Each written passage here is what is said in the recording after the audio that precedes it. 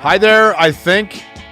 Greetings and salutations. My name is Jake Query. That's Derek Schultz. Hello. This is the fourth time we're doing this today because Derek screwed something up, but you don't know that because it's the miracle of live to tape, right? Magic. This is basically the easiest way to explain this is simple, okay? I'm Patrick Mahomes, the lovable, likable, always reliable deliverer of this program. This is Travis Kelce. Yep. The bearded guy that a little goes a very long way, and very quickly everyone hates. Maybe the GOAT. How annoying is that guy becoming? Top 5, 10, maybe the GOAT. Okay. Well, the whole no one believed in us thing is absolutely ridiculous. The Chiefs were viewed as contenders all year long. Of course. They were the AFC West favorites. The Super Bowl, people were mentioning, well, everyone was picking the Eagles. Eagles were a 1-point favorite, guys. Like, that game was a coin flip. Right. That was a pick-em game, and that's exactly how it played out. I just think I feel bad for Patrick Mahomes because, like, Aaron Andrews is trying to talk to Patrick Mahomes afterwards, and Kelce is like jumping in the way and yelling and screaming, and it's like, dude, let the guy who's the MVP have his moment, right? This is literally, Derek, the first time in NFL history that a guy has led the league. There are only like 4 quarterbacks ever that have led the league in passing yards, touchdown passes, been a league MVP and a Super Bowl MVP in their career. Yeah. He did it in one season. I know. And Travis Kelce, as he's being interviewed, is like, I mean, it's, oh my gosh. Isn't it wild that the NFL's passing leader had never been the Super Bowl champion? I think I have that stat right. I think that's right. Which is just crazy for me to think. But one of the smartest things that you've ever said on the show, I remember all those things because very rarely do you say smart things on the show, was when the Warriors were very early on. This was like 2015, 16. It was before they lost to the Cavs. And you said, when everyone was hyping Curry and everyone's like, man, we love these guys. You were like, just wait. Just wait. Pretty soon, you're going to become tired of this group. Right. And then the Draymond stuff happened and the suspension in the Cleveland series, and then the Warriors fatigue sort of came on. We've sort of, I think, re-embraced the Warriors, but the Chiefs fatigue is coming. Like, people are pretty soon going to be tired of all of this. Well, especially because Patrick Mahomes is a tremendous talent and seemingly a really nice guy. But his brother's a pain. His brother's one of these TikTok influencers who's a total hassle. It's just hard to dislike the Chiefs. Because the Chiefs are kind of like the Warriors, where they've been an okay franchise, but for the most part, the Chiefs and Warriors were never really relevant in my life. Right. You know what I mean? Like, the Cowboys were relevant. The Niners were relevant to my life. Like, you had developed feelings as if you're a kid of the 70s or 80s, you had developed feelings about the Steelers, the Cowboys, the Niners. Like the Raiders. Yeah, teams like that. You had never really developed feelings about the Golden State Warriors or the Kansas City Chiefs. So when these teams unexpectedly kind of kick into dynasties, I think they can carry it out a little bit longer. Right. I would agree with that. The other thing, too, by the way, how about when Terry Bradshaw, after the Super Bowl, says to Andy Reid, Andy, waddle on over here. Yeah. I guess he's the one guy that could say that, right? He's Terry Bradshaw. Did you see Chris Berman?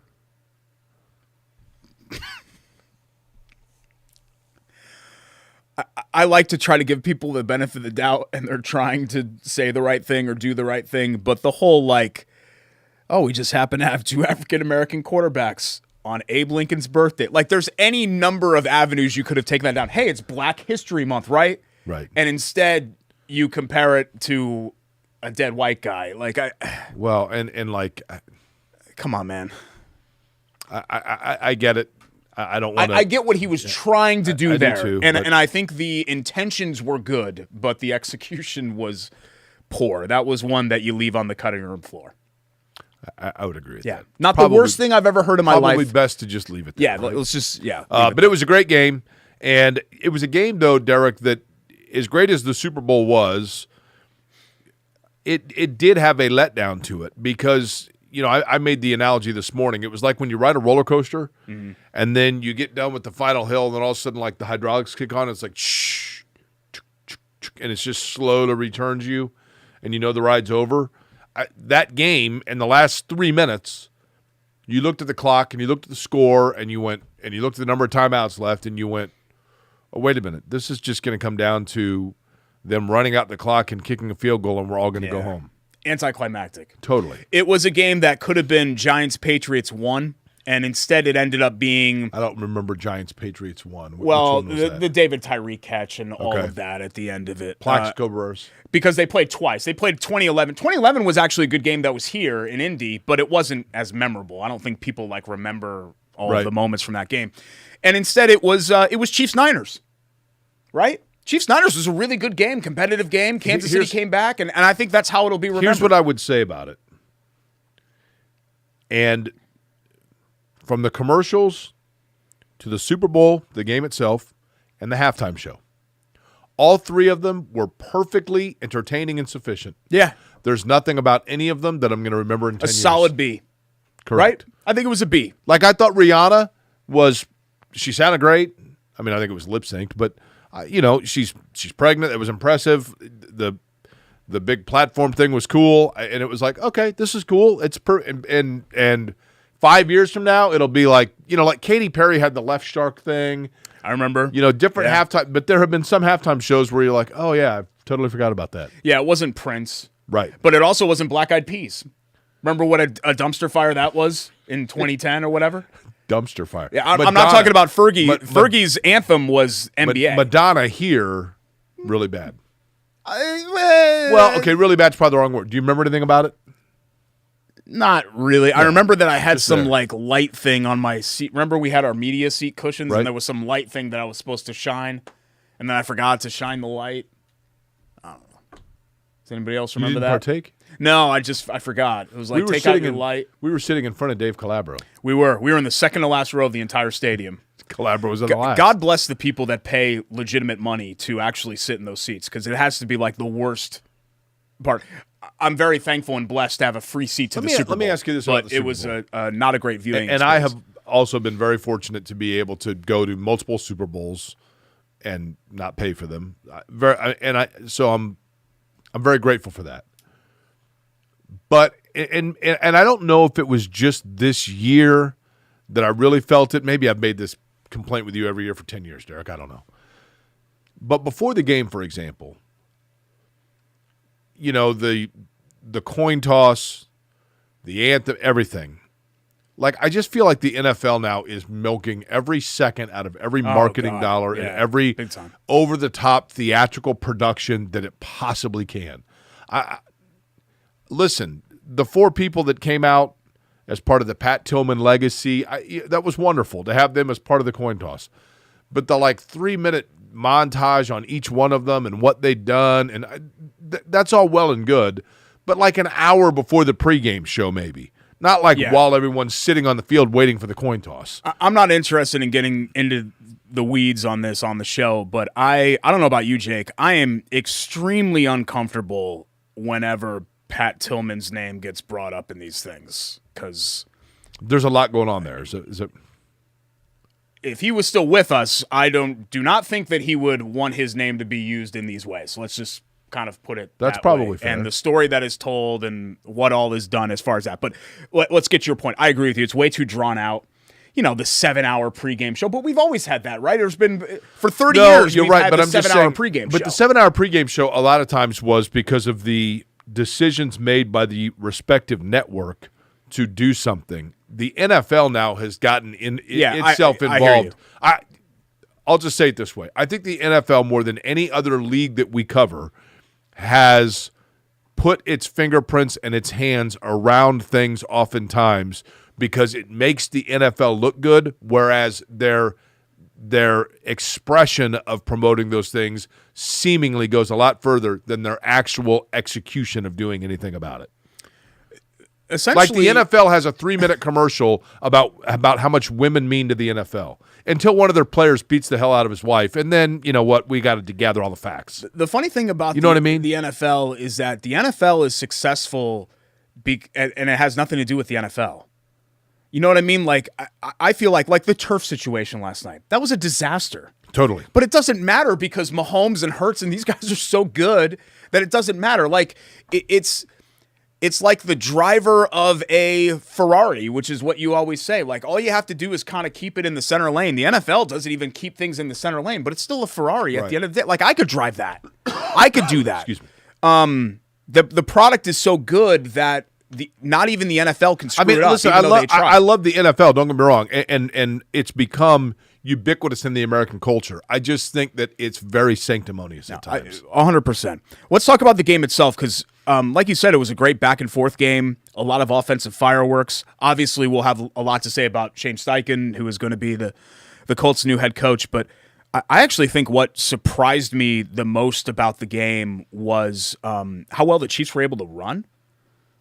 You know, they ran for 6 yards, over 6 yards a carry, pick, right, and 158 yards, which doesn't maybe sound like much, but that they had the Eagles' defense essentially on their heels all night. Whereas I felt like in the AFC Championship game, and even at times in the divisional round, it felt kind of laborious for the Chiefs' offense, and this felt much more comfortable, like the Chiefs. But it felt that way for both teams, didn't it? No, you're right. You know, like offensively, Philadelphia, and we'll get into the fact we've gone this far and haven't even mentioned that Philadelphia's offensive coordinator probably going to be, and maybe even by the time this comes out, it will be officially announced as the head coach of the Colts. But it did feel kind of cyclical in the game. I thought Philadelphia had a chance to absolutely take control of the game. And then the Hurts fumble, and that kind of changed things because Kansas City, instead of being down 21-7, which is where it felt like it was going, now it's 14-14, and things kind of balance out a little bit. And in the second half, absolutely, Kansas City came out. Andy Reid kind of opened up the playbook a little bit. I thought it was very interesting that Andy Reid, not once, not twice, but 3 times, credited Eric Bieniemy. Like, he almost went over the top and talking up Eric Bieniemy. Is that because he knows that the offensive coordinator from the other side of the ball, the other team, is the one that actually got the job that Eric Bieniemy had applied for? I don't know. Maybe. But either way, credit to Kansas City because their offense in the second half, you could. I don't know if you could, Derek, but I could certainly. It felt like Philadelphia was all of a sudden kind of backpedaling the last 40% of that game. Yeah, for sure. They had them on their heels. They didn't know what was coming. They were mixing everything in, and I think really it showed Andy Reid flexing his muscle. Like, as much as people want he have to. Muscle? And this is what always happens with the quarterback. Whenever somebody wins, it immediately becomes a legacy play. So I get like the Pat Mahomes legacy thing, and now two Super Bowl MVPs, right? 2 actual MVPs. My biggest takeaway actually from that game is Andy Reid further cementing his legacy as one of the greatest coaches in NFL history. Right. No, that's fair. I think you have to put him there now. Not just because they won the game, but because a lot of the reason that they won the game was what he was doing and the buttons that he was pressing. I mean, he is a fabulously gifted offensive mind, and that was a masterclass there in that second half. And sure, he has Mahomes and he has Kelsey, but any great coach is going to need the horses. I have a dumb question here. Eric Bieniemy is the offensive coordinator for the Chiefs, correct? Yeah. But Andy Reid calls the plays? Yeah. So what does Bieniemy do? And I don't mean that as a slight. It's a lot like what happened with when Reich was with Drew Peterson. Was it Philly? Yeah. Where he wasn't, or Doug Peterson. He wasn't calling the plays, but he was managing the offense. So I guess you would focus on some of the other schematic principles and how you want to attack and be involved in all of those meetings. Is it simply having your team prepared or coming up with different plays you can use? Basically doing everything game plan wise except the in-game calling of plays. So you have your hand in everything except the actual responsibility of relaying the play calls. Because we went through this same exact thing with Reich because we were like, well, how good of an offensive coordinator can he be because he's not calling the plays? But Reid mentioned it numerous times about Bieniemy. Hey, kudos to Eric Bieniemy. Great job by Eric Bieniemy. I'm not saying he wants to give him do a his good flowers. Yeah. But what you're asking, what did he do? I noticed you have on a new shirt. You got dressed up. Well, Mickey, me and my bud hanging out last week. Did you get the shirt in Disney? Yeah. Well, that thing must have been like $60 there. 65, yeah. Yeah, why would you do that? You could buy that on eBay. No, I'm kidding. We got it on Amazon before we went for the trip. Oh, really? One of those knockoff Etsy shops or whatever. Yeah. So that's a knockoff shirt? Yeah, this is not officially licensed by Disney. So that's not a Mickey Mouse shirt. That's Mikey Mouse. Yeah, there's a little change here where the eyes are triangles and they're actually, on the official Mickey, they're half circles. So that's the little itty-bitty change there. It's kind of like Vanilla Ice and David Bowie and Under Pressure and Queen. Mm-hmm. Just a little bitty ding, ding, ding, ding, ding, ding. It's a little bitty change that's in there. I'm going to look up Mickey Mouse and see if that's accurate. Yeah, that's 100% accurate. Hold on. We haven't even mentioned, we're 10 minutes into the show, and you have to, I heard you talking about it with Kevin on the morning show. Got to mention the elephant in the room, which was the holding call, which I think we need to say, look, it was a hold, right? By the letter of the law, that was holding. And everyone involved in that play admitted that you're right. It was a hold. I think the question is... So that's more like Felix the Cat. Yeah, a little bit. See? You get out of the copyright there. So I think the question is, as a fan, I'm just asking you as a fan, you're watching that game. Would you rather, yes, letter of the law, hey, it's a hold. Call it a hold. Or would you rather than be like, this didn't really affect the play, so we're going to let this slide? It's a tough one because you're damned if you do and damned if you don't. Yeah, I agree. Which way do they go with that? We're hypocrites because if we say, well, you can't call it in that situation, well, when can you call it? So there are certain situations you can call it and then not. Like, it's a slippery slope, right? I guess the ultimate example is in basketball when there's like a hand check foul. And here's the you're thing, like, okay, that impeded his progress, so it's a foul. But there were two things that took place on that call at the end of the game. The first is I think a lot of people felt like, or were under the impression that what was called was pass interference. It was not. No. It was defensive holding. And it was committed twice. Now, the first one, he grabs the jersey. He grabs Juju Schuster's jersey very briefly. And people saw that, and they're like, come on, man. He's at the line. It's not a huge deal. It was the second one, But then when Juju Schuster broke to head upfield, he reached out and impeded him.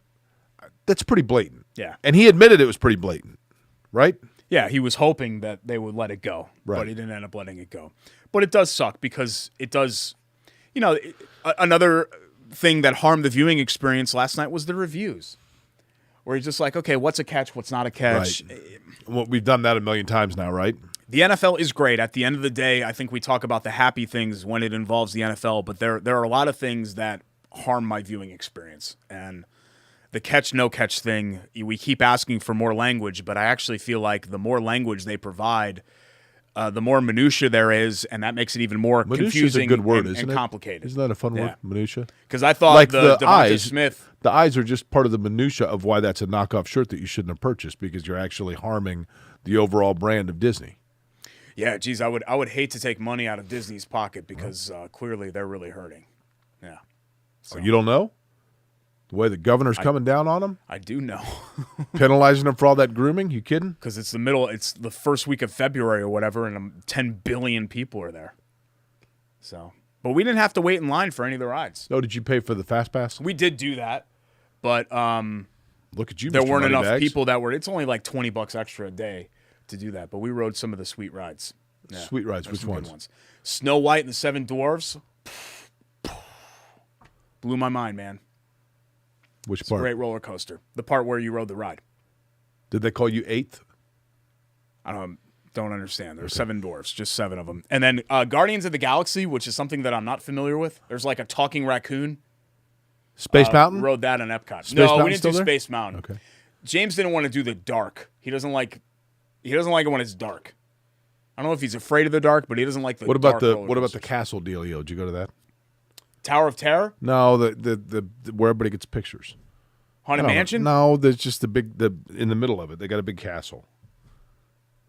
I went to the Star Wars world in Hollywood Studios. No, at Disney World they got I was there once when I was 6, and they have a castle. Oh, like Cinderella's castle? No, it's At like Magic in the middle. Kingdom? That. Yeah. Did you go there? Well, yeah, it's the main entrance of Magic Kingdom, and then you go down Main Street, USA, and the castle's right there. Yeah. Well, did you go? Of course. Did you get pictures or anything? No, we've got. Can you go in the castle? Yeah, you could have breakfast in the castle. We did that Beauty and the Beast breakfast in the castle. We did that 5 years ago. We go like once every 5 or 6 years. Did you go to the Harry Potter deal? No, we didn't do Universal. We only did Disney. Is that different than Disney? Yeah. Harry Potter's not owned by Disney. It's not? No. But we did the Star Wars. We walked on to the Star Wars ride, not the Smugglers one we did in 20 minutes, and then we did, what was it? what was the one called? Now I can't think of it because I got Guardians of the Galaxy on my mind. But we did that. So you didn't have the butter Somebody beers. told me they waited 4 hours for that ride last summer, and we did it in like 15 minutes. Did you no butterbeer for you? No butterbeer. That's Harry Potter World. Yeah. Okay. Yeah. So we went in there. We waited at the gate for about an hour, and then they opened the gate, and you basically run to the first ride. So It's you don't really have to it's wait really in line. weird. It's almost like I'm older than 10, and so therefore I don't understand most of these references. Well, I have a 6-year-old with me. Right. So yeah, that's. But these are all things you did 5 years ago when you didn't have the kid. Well, we had a 2-year-old then. So yeah, we did have him. But Ashley and I went once, just us. Right. And rode a lot of the rides. Yeah. Okay. It's the happiest place on earth, Jake. We're not like those Disney people that go every year for every vacation. We go like once every 5 or 6 years. Whatever. Trust me, some Disney people, they get all into it. Yeah. They get mad at you and they start flipping over tables and That's all right. that. Yeah, it gets pretty serious. What do you think about the Colts' new coach? Let's talk about that when we come back. Are you sure? Shane Steichen. We have a lot to get to, as a matter of fact. And by the way, Derek, I had, over the course of the week, on Friday, I think it was, somebody called in the radio show to say that they were super geeked for the Super Bowl because they had gone to Lou Malnati's and gotten frozen pizzas to serve at their Super Bowl party. Yeah. And we are inside, by the way, the Lou Malnati studio. Thank you so much to Lou Malnati's. And I said, well, you got to go over to Ferguson, and just what better place to have watched the game than to sit right there inside the restaurant and have some Chicago-style pizza, a cold draft beer, wings now, traditional pizzas, you name it, all of it at Lou Malnati's. Yeah, Midtown. Grab a pie there in Broad Ripple or West 86th Street or any one of their 4 Central Indiana locations. Tomatoes this big, literally. We'll talk Literally about our big. Lou's Who's Cooking. We've got our Love That Play coming up next, and Shane Steichen and the Colts coaching search finally coming to an end when Finally. we return. Mercifully. Corey and Schultz, episode $123, continues next on ISC.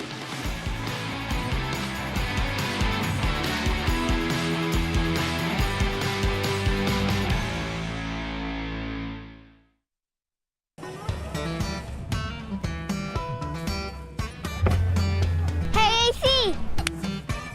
Nice snap. Mortgage is a snap! Duh!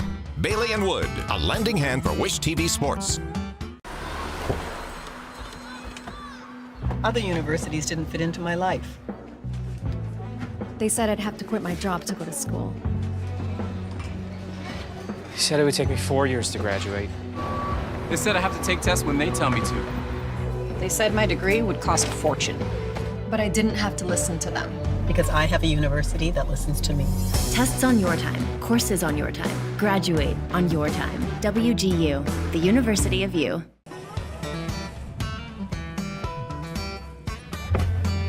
Hey, AC! Nice snap. Mortgage is a snap! Duh! Bailey and Wood, a lending hand for Wish TV Sports. Welcome back. Bailey and Wood Financial Group presents Corey and Schultz here on the ISC Sports Derek, Network. you got to say that with a little more enthusiasm. Welcome back. I mean, no, Bailey and Wood Financial Bailey and Wood Group they've been fabulous sponsors presents of ours. Mike's Corey a great and guy. Schultz. They're down in the south side of Indianapolis, and they're keeping, they're helping everybody out and finding the best mortgage rates possible at BAWFG.com. And they've been great to us. And you were like, I know that you're tired from vacation, but you sounded asleep. And I noticed you've got new shoes on too. These are the same shoes. We've been together for 12 years, basically. Okay.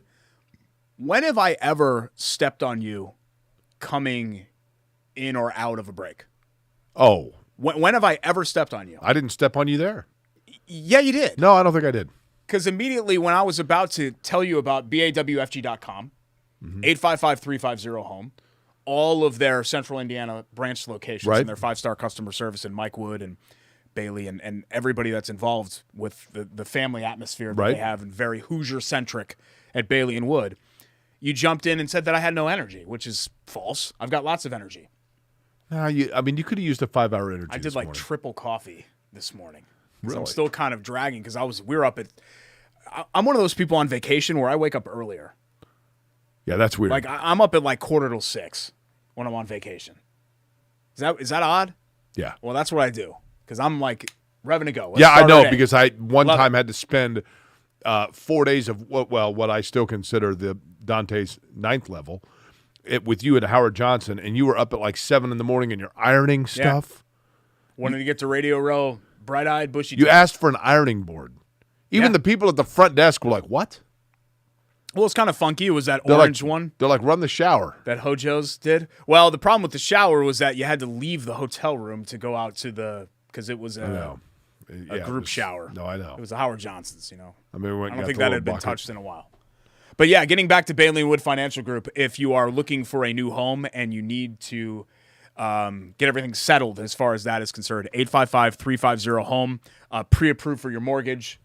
Do so with our friends at Bailey & Wood. It looks like Shane Steichen's going to be doing exactly that, buying a home in Central Indiana now because the offensive coordinator for the Eagles comes circuitously now to Indianapolis after stops at other franchises, which include the Browns, the Chargers, the Eagles. This is a guy that went to UNLV that is still in his 30s, does seem to be kind of an energy guy like Nick Sirianni. But your thoughts, Derek, on what appears to be now, and by that, like I said, by tonight this might be official. Shane Steichen, the new head coach of the Colts. Let me preface by saying it's really difficult to know which coordinator is going to hit and which aren't. Right. Like Matt Nagy, I thought was going to be a great NFL head coach. Turns out maybe he wasn't. I was convinced that Frank Reich was going to be here for 15 years. Obviously, Frank Reich was not here for 15 years. Nick Sirianni looked like he had no idea what he was doing at that press conference, and in year 2 he was in the Super Bowl. So you don't really know what you're going to get. But here with Steichen, what really jumps out to me is that, let's take Justin Herbert out of the equation that he worked with the Chargers. He's worked with 3 different quarterbacks. Can you think of 2 different quarterbacks in the last quarter century in the NFL than Jalen Hurts and Phillip Rivers? Right. And yet he got the best out of both. He worked with both of those guys. Right. So what really intrigues me about this hire is that, first off, it throws everyone off the scent of what the Colts are going to do it for, because I think suddenly like Young, Stroud, Levis, Richardson, all those guys are on the table. Because he can meld their offense to the strengths of whoever he's got under center. Right. Which is, I think, a really exciting thing. Because what you don't want, and I was worried that the Colts are going to go down this road, what you don't want is old school, we're going to do it my way. We're going to teach everybody how to do it my way. And that's the way that it's going to be. That's what you don't want. Right. You want somebody that's going to maximize the talents of your QB1. And I think Steichen can do that. To me, strictly in like tea leaves, if this is the guy that is going to be the head coach, in watching that game last night, I was thinking to myself, this feels like they're going to get C.J. Stroud. Now, I'm not saying he's going to be available, but I'll bet that's the guy they want. That's kind of my suspicion or my hunch. I mean, Richardson would really work, I feel like, if you're going to run him in a Hurts kind of offense where it's, a lot of running, mobility, get him out, take chunk shots every once in a while. Rigoberto Sanchez has to be the happiest guy on the planet, right? But I just love that we're finally here. I was waiting for us to get here as far as the NFL and the mindset is concerned. Going for 4th downs isn't a big deal anymore, right? Right. Being offense first isn't a big deal anymore. Analytics being part of it. I'm not saying that analytics should be the end-all, be-all for everything. You should look in a binder for every decision, but at least they're accepted enough now where we can understand this is the way that things are heading. The Colts could have only gone wrong with a couple of the names, I think, on this list, but I think Steichen is one of the ones that you're intrigued by. It makes a lot of sense. He's young. He's a gifted offensive mind. He's worked with different quarterbacks, and all of them have flourished. Now, in terms of that move of going out and getting Shane Steichen, is that your Sage move of the week? It can be. We're doing Love That Play, though, for this segment. Derek. Yeah. Sorry. We do a pre-show rundown, and you got to just go with the flow. I love our friends at WGUND. Oh, you've already got the – did you guys already do that? Did you know that things naturally just flow into place, Well, we were Derek. supposed to do Love That Just Play. ride the wave. You have access, and I don't know if you realize this, you have access to one of the most brilliant, free-flowing ad-lib minds in the history of broadcasting, and yet your rigidity continues to buck the appreciation of having that. Wow. Starting to heat up in here. If you have problems with your heater, call our friends at Love Heating and Cooling, 353-2141, love-hvac.com. You don't give me enough credit. I can do this too. I can host too. Okay? What's their website? Love-hvac.com. What's their telephone number? 353-2141. Area code? 317. Twitter? @LoveHeatIndy. Wow.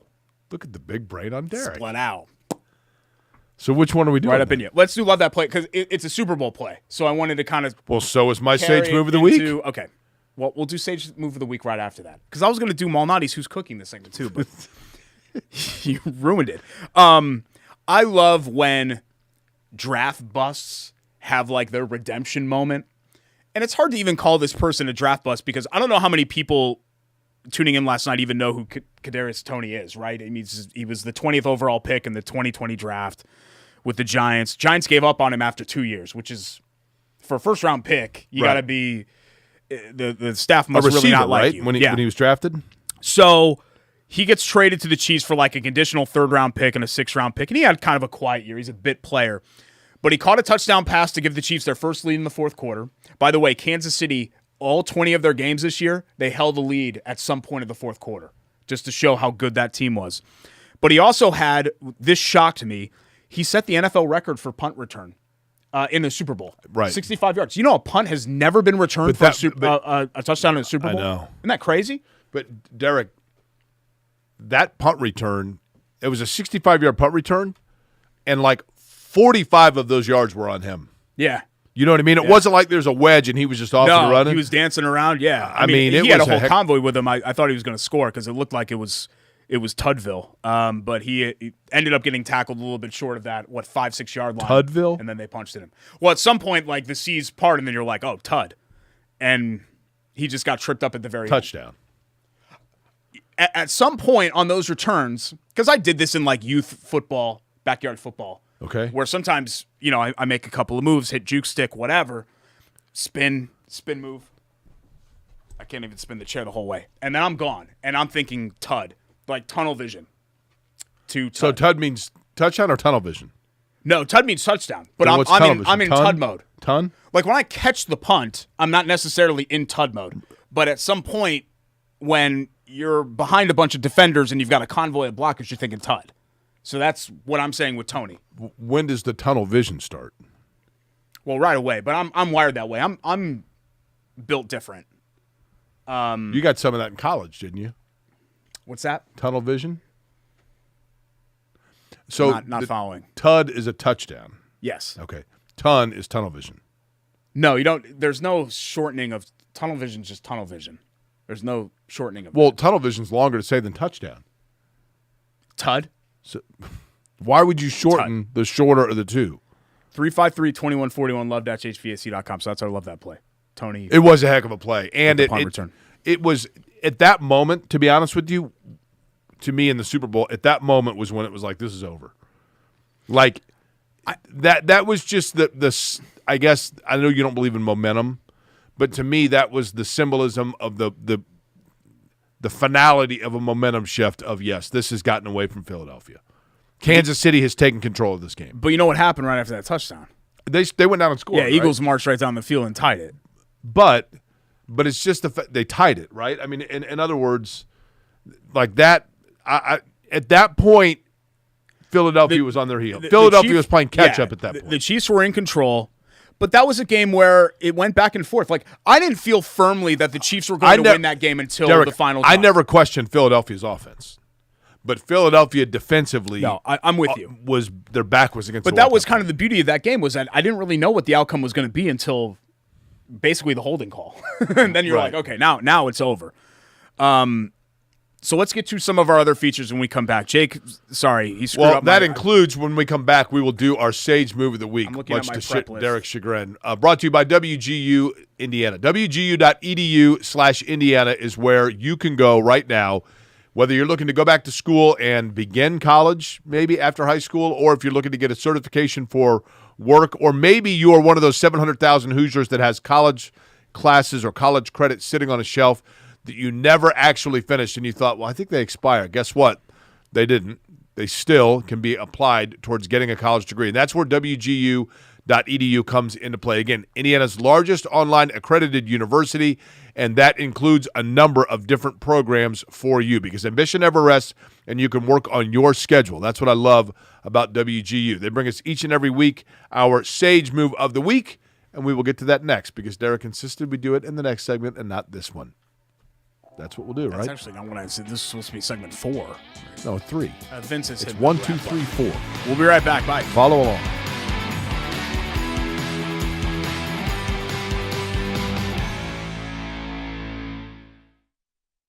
At Bailey & Wood, we pride ourselves on our 5-star customer service. But at our core, we're a family. Family owned, and family to our customers, staff, and our community. From charity events to recognizing hometown heroes, we prioritize giving back to our communities that have always supported our growth. So let us help you get your dream home today.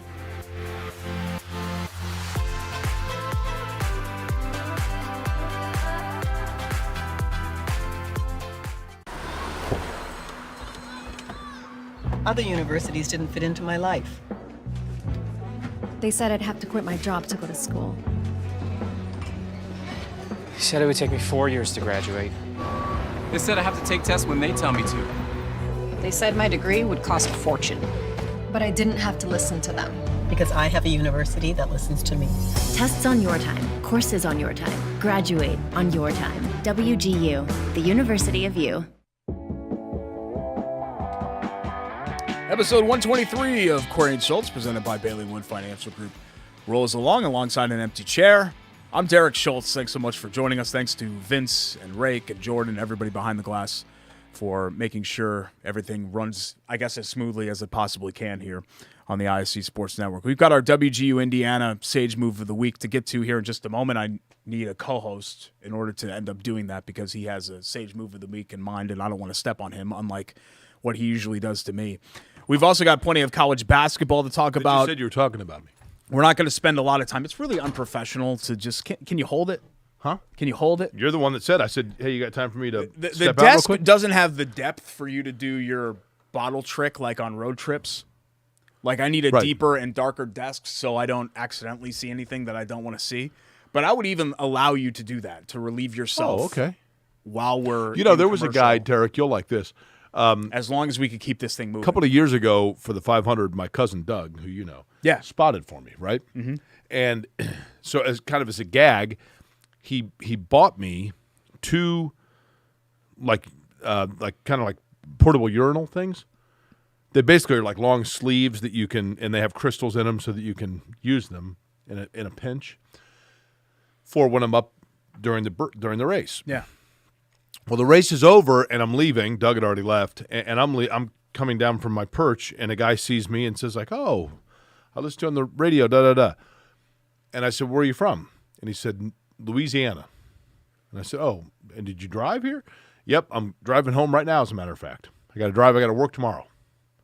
I said, well, hang on. So I reach in my bag, and I have 2 of these urinal things, unused, obviously. And I said, well, here, take these. It'll expedite your drive. He goes, actually, would you mind signing one of those? So he unfurls it, and I sign this plastic urinal.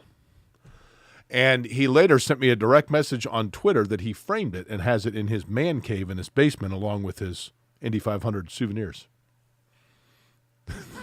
So I thought you'd get a kick out of it. I'd get you one if you'd like. I can sign one for you.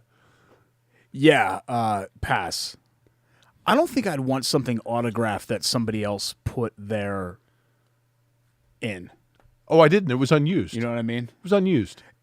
That was even meant to have somebody else's urine? Organ in it. They're unisex, really, by the way. Really inappropriate. Okay. To me, and I really wish he didn't tell that story. Let's get to our WGU Indiana Sage Move of the Week because you were so hell-bent on doing that. And our friends at WGU Indiana, we appreciate their support. You can get your degree on your own time with our friends at WGU Indiana, especially in a post-COVID world. This is becoming more of a thing, right? Where no, you're right. Who cares? Do it on your own time, whether it's work, whether it's leisure, whether it's school, anything like that. Our friends at WGU were way ahead of the curve when it comes to that.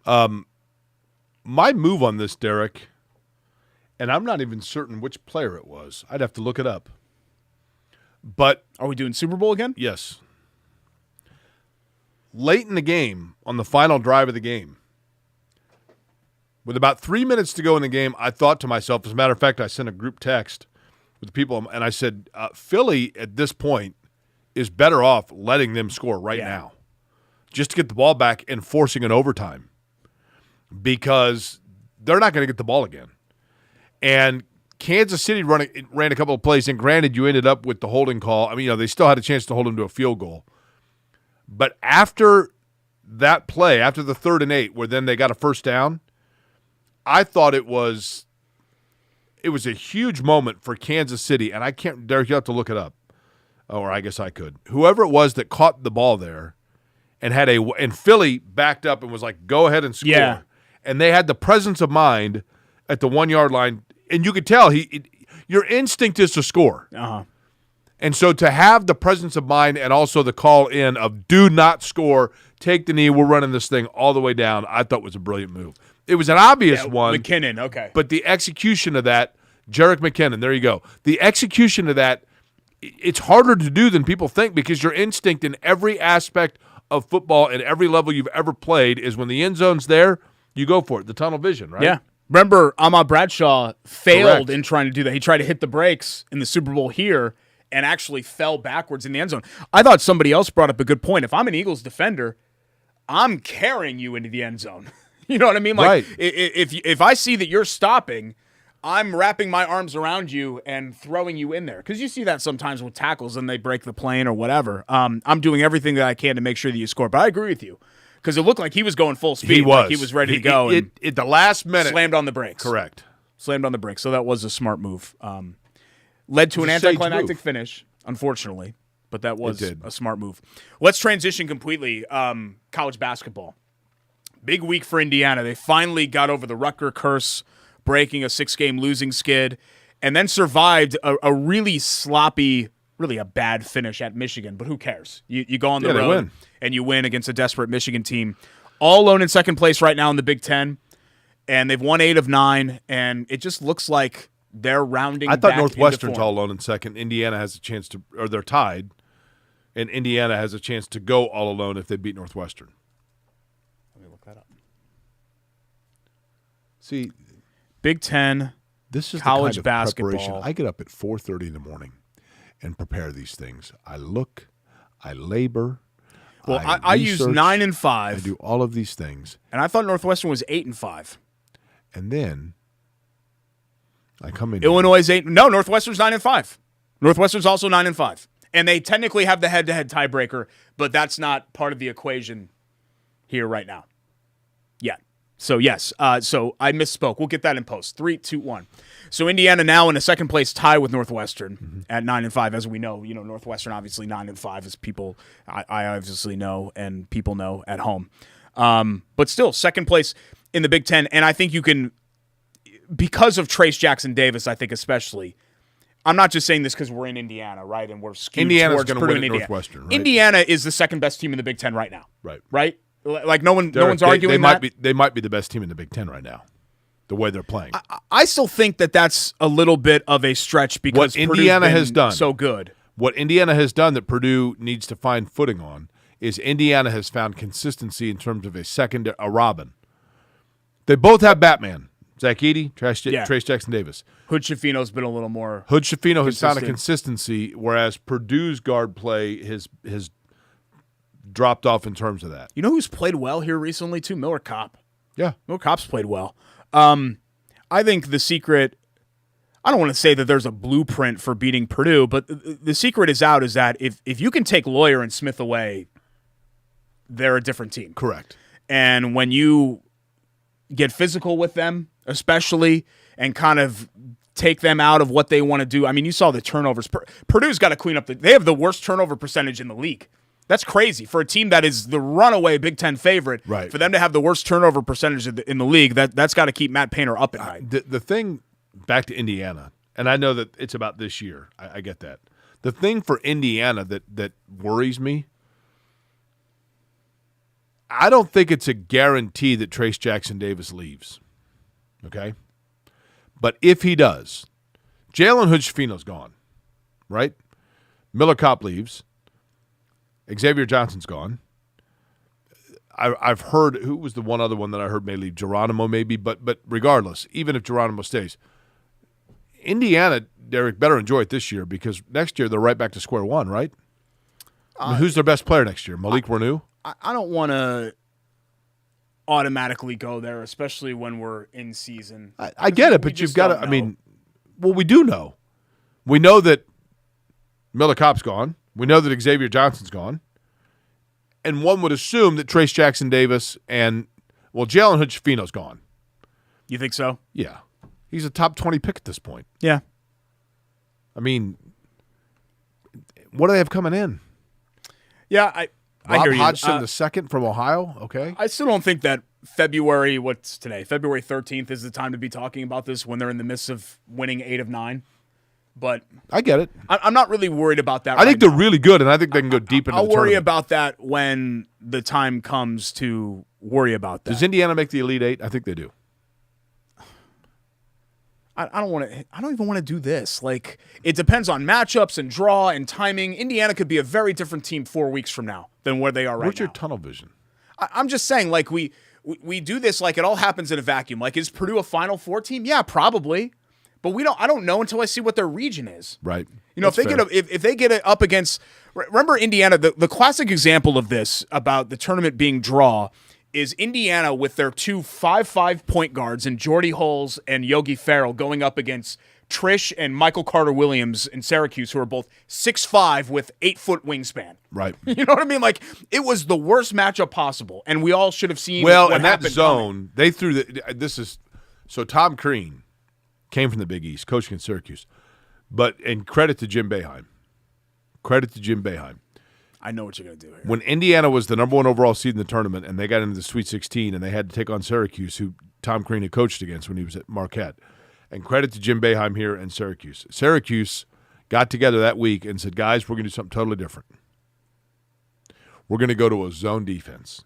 And this is going to throw these guys for a total curveball because they're going to have no idea what to do because they're not expecting that at all. Granted, Syracuse, like when James Naismith invented basketball, he was teaching man-to-man defense and said, except for Syracuse, they run zone. But that threw Tom Crean for a loop, baby. Totally threw him for a loop. By the way, Rake will know this. I'm pretty sure that Louisville, who won it all, ended up being the number 1 overall seed that year. Indiana was a 1 seed, but I'm pretty sure Louisville was actually the number 1 overall seed in the tournament and then ended up winning the whole thing. I'm going to respectfully disagree and say the number 1 seed in the tournament was Indiana. I'm like 90% sure. I'm not 99% sure. I remember being, I'm like 90% sure. I remember being at the gym. Because remember, Indiana started to kind of hit the skids late in the season. They won at Michigan to claim the outright Big Ten title, but they weren't playing particularly. They lost to Ohio State on senior night. That was when they cut down the nets anyway. So yeah, Rick starts pointing to me. I am right that Louisville was the number 1 overall seed. Because it's been fairly rare that the number 1 overall seed has won the whole thing, but Louisville was one of the teams. Can we say that, by the way? Does the NCAA allow us to say that Louisville won the whole thing in 2013? No. They didn't. Or can we not say that? No, can't say that. But I just think what's so intriguing about March is also so scary because I think Indiana, there's always going to be pressure on Indiana because it's Indiana, right? And their fan base has expectations. But I think the pressure is specifically on Purdue, who has spent a large swath of this season at number 1, and they have likely still where we sit today, the National Player of the Year. And with what's happened to them in the last couple of tournaments of who they've lost to, North Texas, St. Peter's, I think there's just a lot of pressure on them to deliver. That's fair. And break through. And as much as they weigh Big Ten championships, and I think all those are great. I think regular season success is great. I still celebrate those things. I know that there are a lot of fans that are just, it's all about March. And so while I'm excited about Purdue's potential in March, I'm also gravely concerned. Boy, can you imagine if they get beat like in the second round again? I don't even want to think about it. I don't even want to think about another year where Indiana and Purdue don't make the second weekend. Okay, so for Purdue, it's what or bust? It's got to be Final Four, right? Because they went to the Elite Eight and lost to... You, as a 1 seed, you should roll out of bed. St. Peter's was Sweet 16, wasn't it? Yes. As a 1 seed, you should roll out of bed and make the second weekend.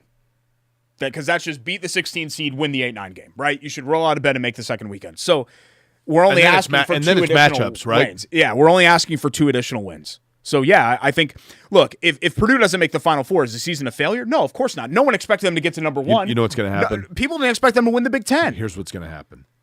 Kentucky's going to get kind of hot in the SEC tournament and get a 9 seed, and then it's all going to come together for them, and Kentucky in the Sweet 16 round is going to have – They're down bad right now. I know, but they're going to have size. They're down bad. And then – yeah, see, I'm not a Kentucky believer. They're down real bad. This is not a great year, I don't think, for the blue blood teams to kind of come through. Also, I think did I have Butler in this mix here?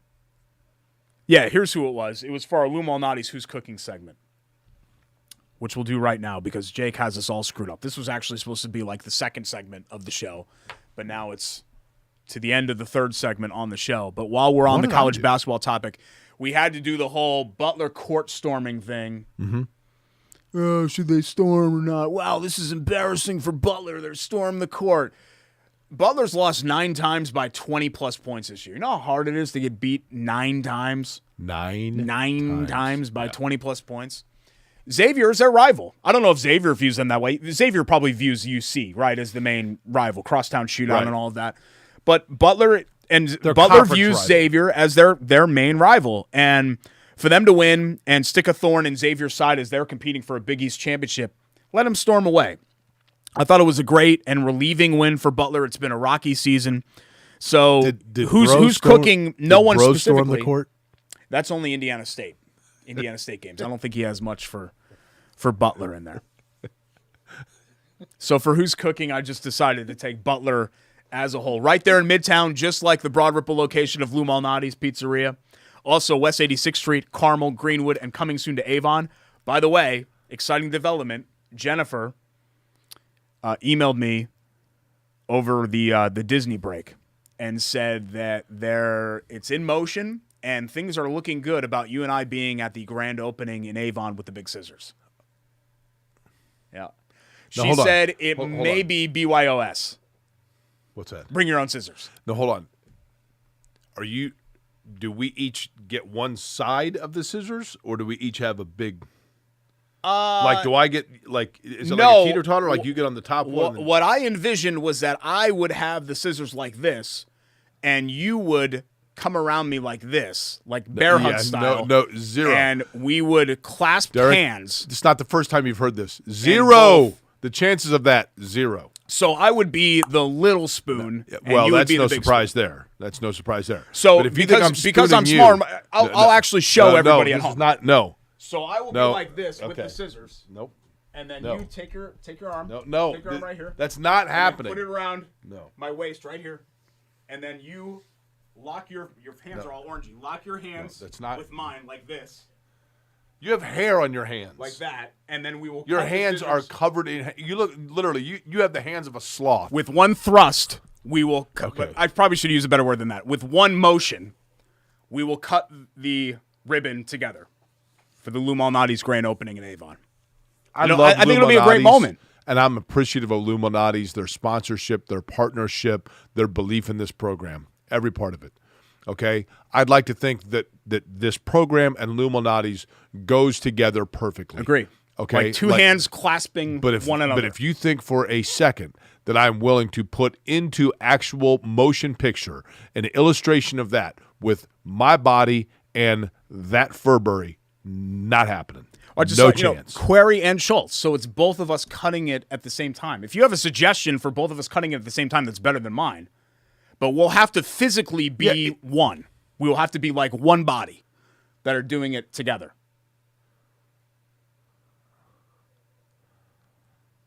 Order.LouMalnati's.com for our friends at Lou Malnati's. And our free delivery code. Wait, where is it? No, that way. QNS Friedel 23. Free Lou's. You know, they had wings last for Super Bowl Sunday. Well, I can't say Super Bowl. Sorry. 3, 2, 1. We'll get that in post. The big game, they had their wings deal. So orders of over $35, free wings. Now you can get a heart-shaped pie just in time for Valentine's Day. Well, that's fine. But right in the freezer case. That would be the extent of the heart shape when it comes to the two of us. For I am more than willing to go out and cut the ribbon, and that is awesome. If you think that I am pretzeling my body in unison with yours. You're just thinking of it the wrong way Zero because chance. your mind always goes down that road. Like, I'm mature enough to kind of handle this conversation. People view us as one entity. So yes, we are two beings, and I have all of this freelance stuff that I do on the side where I'm active in more than just one thing. But people view us as one thing, as one body. You operate a baseball card shop online. Well, that was what I did as a teenager. And as one body, I think we should act as such. Okay. Order.lumalnati's.com if you want to fill your body with delicious Lou Malnati's pies and wings, apps, salads. Go ahead and do that. Ball State Cards in 60. Both the men's and women are cooking red hot. We're going to talk about that. Brady's bunch is on fire. Buy it or Bull Bleep still to get to as we wrap up here on Query and Schultz, ISC Sports Network. Let's act this out again. No.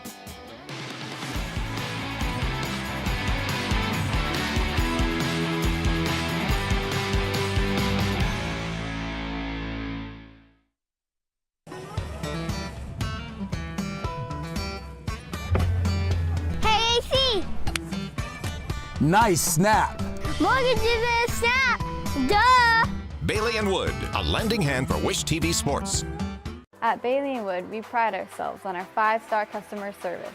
But at our core, we're a family. Family owned, and family to our customers, staff, and our community.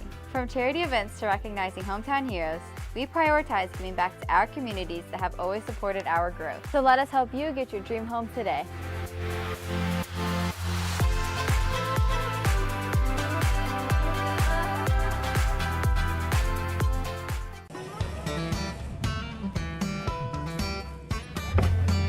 Hey, AC. Nice snap. Mortgage is a snap. Duh. Bailey and Wood, a lending hand for Wish TV Sports. Hi there, and welcome back to Query and Schultz. My name is Jake Query. I am properly disinfected.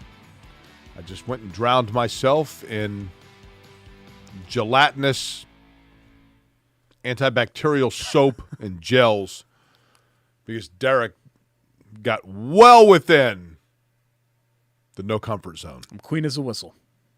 I'm not saying you're not, but, I smell wonderful. Yeah, I smell okay. No, I don't. I smell okay, too. I have a natural musk that is very attractive. No, I'm well aware. Still a few items to get to here, Derek. Yeah. Right? Including new AP and college top 25. Yeah, right? Purdue down to 3. Indiana up from 18 to 14. So only the two Big Ten ranked teams. Northwestern did receive votes, but did not. So 1 and top 2 25. would be Houston, back to 1? Houston and Alabama. So not a surprise. I mean, Purdue, you could survive one loss, I think. And not that Northwestern's a bad team. It's the way they lost that game, Jake. A 12-1 run to end it. But what bothers me, and I don't want to be like complain about the refs guy, Big Ten basketball has just got to figure out what they want it to be. Do they want it to be basketball or do they want it to be a street fight? It's fair. And some of these games, like I think there's a difference between letting guys get physical and letting teams manhandle each other. And I just thought that there were some moments in that Northwestern game where it was a little bit too lax on the whistle, if you will. Nothing's been very lax for Ball State lately. Men and women, they are cooking. 5 straight dubs for the men. Hey, people are 9 starting. straight for Northern the women. Arena is starting to fill up, too, which time. I love to see. Our guy Brady Saleh and the women, 21-4. Yeah, how about that? 11-1 in the MAC. They are tied with Bowling Green for the MAC lead. And even the men are only a game out of first place in the MAC standing. So men at home for NIU Tuesday, women at home for Ohio Wednesday. Then the women visit NIU over the weekend, and the men travel to Western Michigan. 888-BSU-TICKET, ballstatesports.com. Go on over to Worthen and support the hour Cards. drive. Yeah. Perfect. On the dot from Perfect. Midtown. Yep. It was 60 minutes. Midtown to Muncie. North side of Indianapolis. Midtown. No, north side, it's even quicker. North side would be 50, 52 minutes. Midtown, 60 minutes. Middle of town. I'm Midtown, by the way, is technically Monument Circle. Ready for Biter Bobley? If you look at the map of Indianapolis. Yes.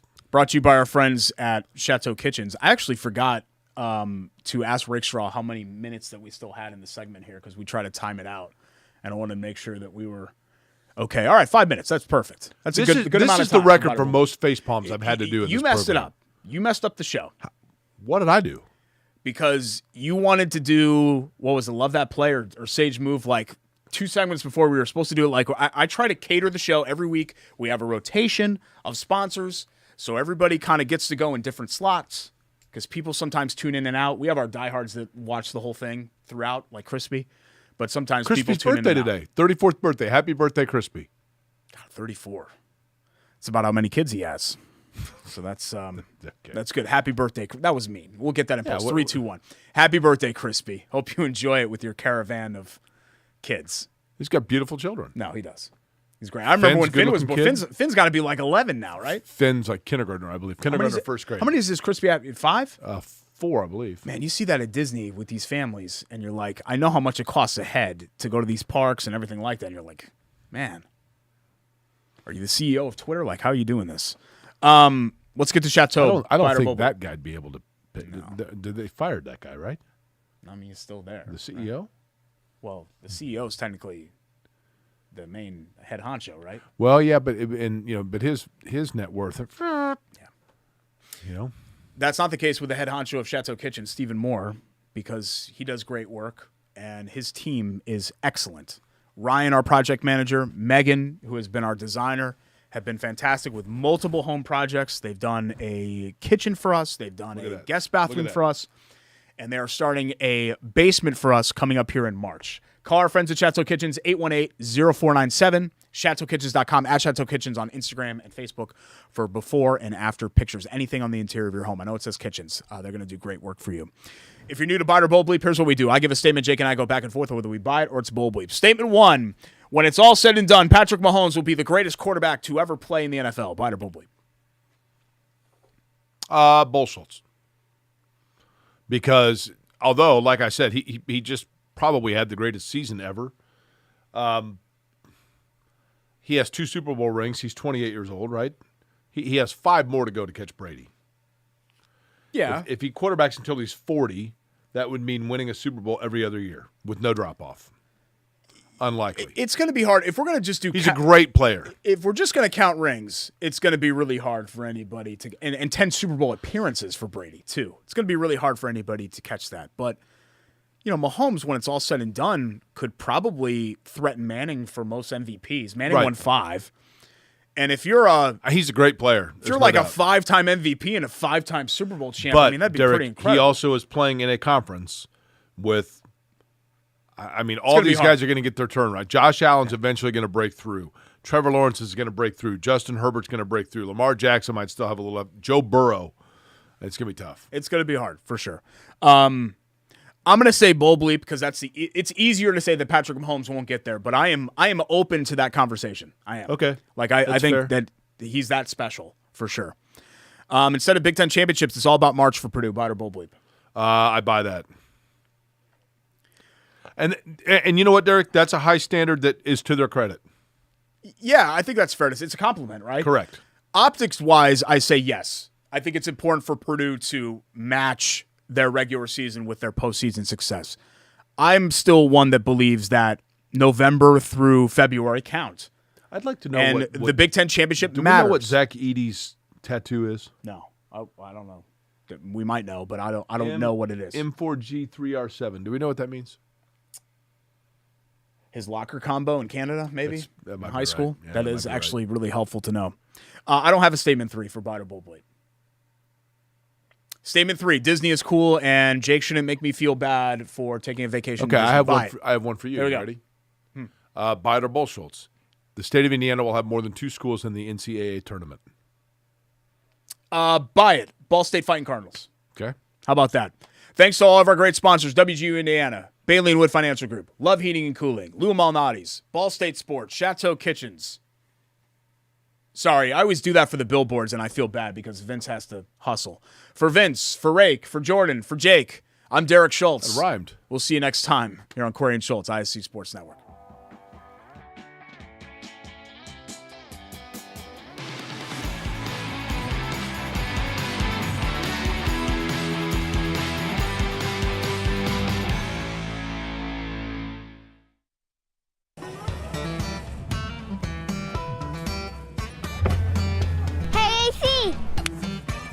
Nice snap.